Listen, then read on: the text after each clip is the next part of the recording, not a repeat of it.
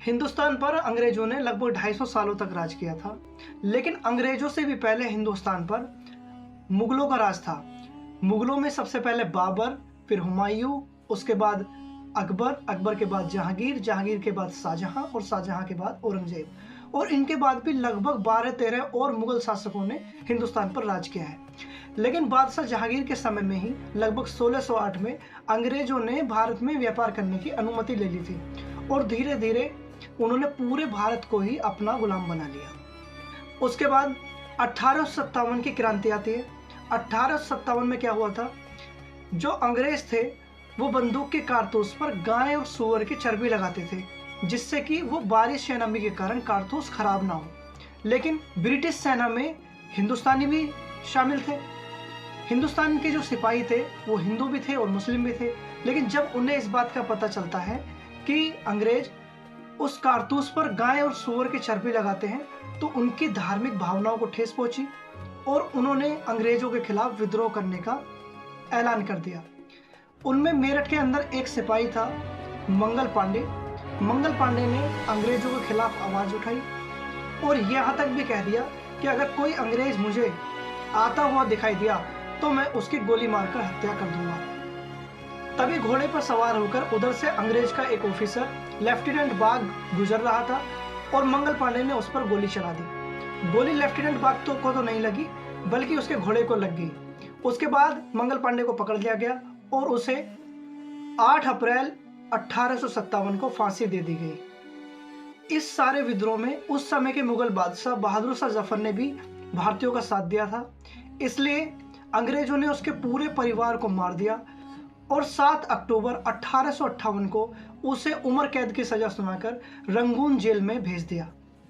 इसी समय दूसरी तरफ रानी लक्ष्मीबाई और तात्या टोपे भी अंग्रेजों का सामना कर रहे थे और उन्होंने बहुत समय तक अंग्रेजों के साथ लड़ाई की, उनका सामना किया, लेकिन उनके पास बहुत अधिक सेना बल नहीं था, इसलिए अंग्रेजों ने उन्हें जल्द ही पकड़ लिया और 18 जून 1858 में रानी लक्ष्मीबाई को भी मार दिया गया और 18 अप्रैल 1859 को करीब 10 महीने बाद तात्या टोपे को भी पकड़कर फांसी दे दी गई। भारतीय लोगों को अपनी ओर बढ़ता देखकर अंग्रेजों ने डिवाइड एंड रूल की पॉलिसी को अपनाया और एक British officer viceroy Lord Curzon ने 16 अक्टूबर 1905 को बंगाल का विभाजन कर दिया और उसी समय 2 पार्टियां बनाई गई, ऑल इंडिया मुस्लिम लीग और इंडियन नेशनल कांग्रेस। इन पार्टियों को बनाने का मकसद भी अंग्रेजों का हिंदू और मुसलमानों के बीच में दूरियां पैदा करना था। 9 जनवरी 1915 को गांधी जी दोबारा भारत में वापस आते हैं, जो कि 1888 में वकालत करने के लिए लंदन चले गए थे और वापस आते ही गांधी जी अंग्रेजों के खिलाफ तरह तरह के अभियान चलाना शुरू कर देते हैं। 18 मार्च 1919 में अंग्रेज एक एक्ट लेकर आते हैं, रोलट एक्ट। इस एक्ट के अनुसार अगर कोई भारतीय अंग्रेजों के खिलाफ कोई साजिश करता है या उसके घर में कोई ऐसा न्यूज़पेपर पकड़ा जाता है जिसमें अंग्रेजों के खिलाफ कुछ भी गलत लिखा हो, तो अंग्रेजों का यह कहना था कि उस व्यक्ति को पकड़कर 2 साल तक के लिए बिना किसी कार्रवाई के जेल में डाल दिया जाएगा। गांधी जी और मोहम्मद अली जिन्ना ने इस बात का जमकर विरोध किया, इसलिए गांधी जी को पकड़कर जेल में डाल दिया गया। और जब 13 अप्रैल 1919 को पंजाब के लोगों ने जलियांवाला बाग में पहुंचकर अंग्रेजों का विरोध किया, तो जनरल डायर ने उन पर गोलियां चलवा दी, जिसमें लगभग 400 से अधिक लोगों की मौत हो गई। इस बात से भारत के लोगों को इतना दुख पहुंचा कि जवाहरलाल नेहरू और उनके पिता मोतीलाल नेहरू, सरदार वल्लभ भाई पटेल और डॉक्टर राजेंद्र प्रसाद ने अपनी वकालत की नौकरियां छोड़ दी और लोगों के साथ जुड़कर उनकी समस्याओं को सुनने लगे। 4 फरवरी 1922 में यूपी के गोरखपुर में चौरी चौरा नामक स्थान पर कुछ लोग अंग्रेजों का विरोध कर रहे थे। उन पर पुलिस ने लाठीचार्ज कर दी। जब बदले में उन लोगों ने पुलिस पर पथराव किया तो सभी पुलिस वाले भागकर एक थाने में छिप गए, लेकिन उन लोगों ने उस पूरे थाने को ही जला डाला, जिसमें करीब 20 पुलिस वाले मारे गए। राम प्रसाद बिस्मिल, अशफाक उल्ला खान, रोशन सिंह और राजेंद्र नाथ लहरी चारों मिलकर ट्रेन से अंग्रेजों का पैसा लूट लेते हैं। इस लूट में एक यात्री को भी गोली लग जाती है और इसे काकोरी कांड भी कहा जाता है। 6 अप्रैल 1927 को इन चारों को फांसी की सजा सुना दी जाती है। इंडियन स्टेचुरी कमीशन के चेयरमैन जॉन साइमन से अंग्रेजों ने भारतीय एक्ट 1919 में कुछ बदलाव करने के लिए कहा, लेकिन जब ये बात भारतीयों को पता चली तो उन्होंने इसका जमकर विरोध किया।